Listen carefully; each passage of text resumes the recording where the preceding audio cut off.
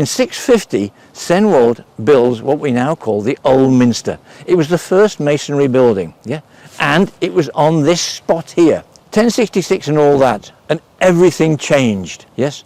The Normans come in, they defeat the Anglo-Saxon, and they want to stamp their power on their newly conquered Britain, yeah. And they go to the centre of ecclesiastical and political power, and what they do is they dominate it.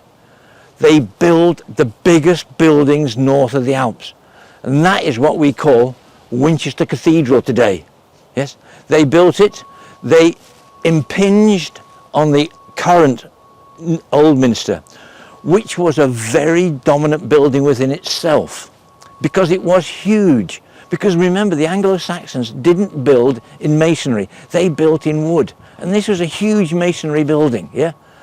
The Normans come in, they demolish the Old Minster, yeah. They move the relics of the Anglo-Saxon kings and the Viking kings, and they move them into the cathedral, yeah. When the Normans demolished the Old Minster, they transferred not only the relics of St. Swithin into the cathedral, they also transferred the relics of the bones. Bishop Fox wanted to improve the interment of these noble relics, yeah?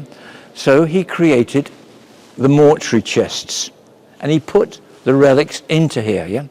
These chests, there were 10 of them to start with, yeah?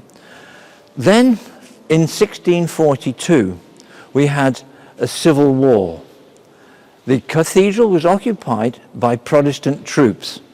The Protestant troops were looking to destroy the cathedral in effect, you see. So what they did was they climbed up, they broke open the chests, and what did they find? They found bones. These were not happy soldiers, yeah. They consequently discarded the bones, they threw them through the windows, they generally desecrated the bones and broke up the chests. And this is the way they laid for the period of the Civil War. At the restoration of the cathedral, they rebuilt the mortuary chests. But what do you do with the bones? How do you put them back together? We didn't have DNA in those days, yeah?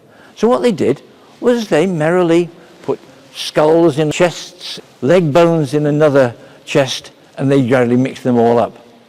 And that's the way they have remained for many years.